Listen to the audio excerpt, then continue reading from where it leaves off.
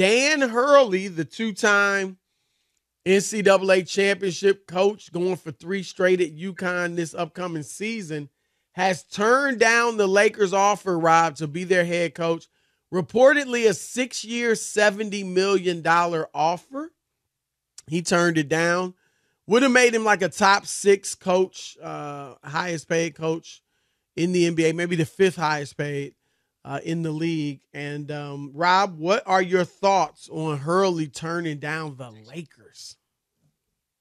Chris Broussard, Dan Hurley is mashugana. Dan Hurley is crazy. Dan Hurley will regret this going forward. What are you thinking? Hello, is this on? Really, Dan Hurley, the guy nobody knows? They know your brother Bobby Hurley better than you. I know you won 2 national championships back-to-back. You won a 3-peat in this college basketball, downtrodden college basketball, B-grade college basketball. This is what you want? You didn't want to be the whole enchilada in Los Angeles. You'd rather stay in Storrs, Connecticut, the armpit of Connecticut, and instead you want to be small potatoes with no ketchup? That's what you want? Wow. Come on, man. Here's a golden opportunity. Stand up and be bigger. Don't worry about what other people did. This was your chance. How about if he got LeBron another championship? How if he took AD and the Lakers forward like nobody else had? Show us what you got as a coach. You took the easy way out. Let me stay here where nobody knows me. Nobody knows Dan Hurley. There you go. That's what I'm saying. You don't. Nobody except for people in college basketball. I just got tongue-tied. Nobody in college basketball except the real people who are into it. Please. You know when everybody found out who he was? When his name became attached to the Lakers and what could be and the chance. And my whole point is there comes a time when you want to try something different. Step out of your comfort zone. Make a real name for yourself. There's only been one coach in the history. You want to talk about trying to do something different, which is winning a championship in the NBA and in college? Only one guy's done it. Larry Brown. If this was Charlotte, if this was some other downtrodden organization, Chris, I get that. I'm not going to Charlotte to go get beat up for 3 years and then run out of town, okay? I'm not doing that. This is the Los Angeles Lakers. This is the Yankees. This is the Cowboys. You don't pass up opportunities to work for franchises like that with the history and the lore that goes with it. This is a mistake. This is a mistake. And Dan Hurley will regret this going forward when he doesn't win his 3rd national championship, and college basketball with the NIL and the way things change will continue to drop down. You're staying at college basketball where they couldn't even beat the women in the NCAA TV ratings? Nobody even watches college basketball, Chris, during the year. Nobody. They watch the tournament. Very nice. Nobody watches college basketball. You're passing up the NBA and to be in Los Angeles with all of the big-time movers and shakers and all the stuff that goes on. I don't understand how that could happen. Wow. Well, look, there is an argument that you just made, and there are other reasons to agree with what you said, right? You get a chance to coach LeBron James, arguably the best player to ever play the game. And, yeah, it would have been challenging. Obviously, LeBron, when you coach him, there are all types of expectations. But also, he's still a great player. He's still a top 15, 10 player in the league.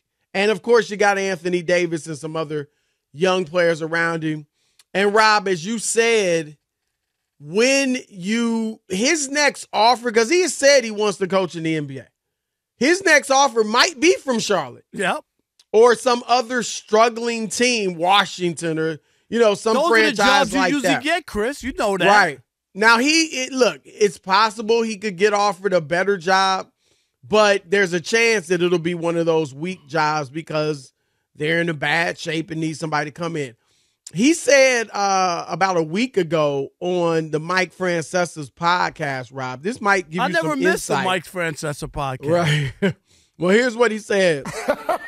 I do aspire one day, this is Dan Hurley, if the right NBA situation were to come along, to really test myself. Where an organization wants a tone setter to come in and instill a culture, here's the key, with young players and an organization that wants to pursue championships. So it sounds like, Rob, and we've talked about this was kind of a two-pronged job offer. One, coach LeBron and AD for the next few years. And then once they're gone, it's like, okay, now build a program. That's challenging, but that seemed to be what it was like. And that seems to be what, he's attracted to. Like, let me build a young program and set in my image and then get this thing going. I think, look, he did what he wanted to do. I remember, Rob, I told you when the offer came out, the news that it broke that it came out, or not the offer, but that they were talking to him. I said there was a theory going around to some of the people I talked in the league. It was pure speculation, I was told.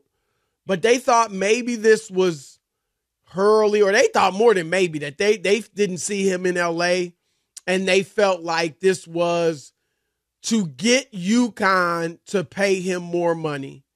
And the second part for them was J.J. Redick may be asking for too much, and they want to let him know, look, you're not even our first choice. So you'll come here for less money. That's a whole nother issue. But Rob, it just seems like he didn't want to go to L.A. His wife's from the East Coast. Remember, Kentucky offered him $11 million. And so that's about what the Lakers offered him. 6 years, $70 million. I think the Lakers should have offered him more. I said last week, Rob, should have been between $14 and $15 million a year. Enough of a contract, 7 years, $100 million, something like that, where he knows he's got the security to run the team and the program the way he wants to. He's not going to be at any player's whim. He will have the security. They'll have to back him because he's got so many years and so much money. So the reports, Rob, were that it was a long-term, lucrative offer. Like the Lakers were preparing the granddaddy of all offers. And yet they didn't even offer him as much as Monty Williams got from Detroit. Right? Well, that was a ridiculous contract. Yeah, so I think they should have offered him more money, not more than Steve Kerr, who's making $17.5 million, not more than Greg Popovich, who's making $16, but $14, $15 million in that range. He is a two-time champion at the NCAA level, and I thought that would have got it done. The fact that I'm baffled that they thought that this offer would get him.